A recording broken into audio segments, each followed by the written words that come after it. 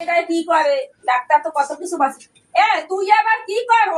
মা, তোর সেদিন ডাক্তার যে কি বলছে তোর কি সে মনে নাই? তোর যে ডাক্তার দেখাইতে নিয়ে গেলাম, তোরে ডাক্তার বলছে না যে বেড রেস্ট থাকতে বলছে, আপনি মেয়েকে 10 মাস পর্যন্ত একেবারে বেড রেস্ট রাখবেন, এই সময় কোনো রকম উঁচা ঠালা পর্যন্ত নামতে দেবেন না। তো এই সব করার কাজের লোক নাই আমার ঘরে। এই দুধ গ্লাস খাইয়ে নে তো বাবারে আমি ফল আনতে বলছি, আপেল কমলা আঙ্গুর সব খাবি।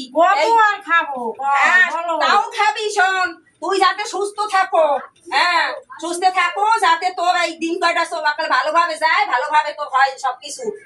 একদম লড়বি না বলে দিলাম, খবরদার। বেড রেস্টে থাকবি, আমি সব তোর যত কিছু লাগে সব আমি করবো। দেখি বৌমা করে কি। ও বৌমা, মা কি করো? এই যে বসে রইছো, কত যে কাজ রয়েছে।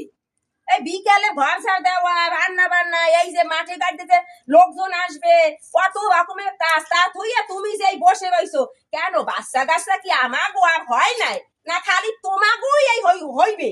সকালে তো কত কাজ করলাম, রান্না বান্না সব করলাম, ঘর দুয়ার মুছলাম, এই উঠোন টুটন ঝাড় দিলাম, এখন আবার আমি কাজ করবো? আমার কি কষ্ট হয় না মা? আমার তো বাচ্চা হবে, আপনার তো বোঝা উচিত না? আপনি তো মেয়ে হইয়া আপনি একটু বোঝেন না যে আমার বৌমারও তো বাচ্চা হবে, তাইলে আমি এর পিছনে এত লাগি কেন? শোনো বৌমা, আমাগো সময় আমরা ঢেকিতে ধান বানছি, সমস্ত কাজ করছি, লরি সরি পরে ওই রকম করি নাই। যত কাজকর্ম করবা অত তোমাকে বাচ্চা কাচ্চা কালে ভালোভাবে হইবে, কোনো অসুবিধা হবে না।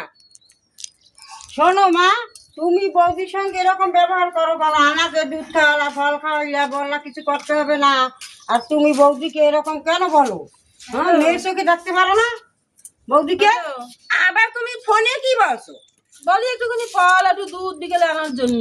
শোনো বৌমা, এই ছেলের এই ফল ফল আনতে পারলো না, এই তুমি যত খাবা এতে কিন্তু তোমার বাচ্চা কিন্তু পেটের মধ্যে বড় হবে, তাতে কিন্তু সিজার লাগবে, কত পয়সা খরচা হইবে।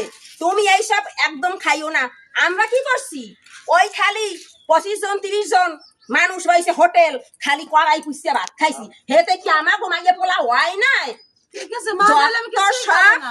আমার ছেলেটা পয়সাটি সব নষ্ট করে দিল, এমন বউ।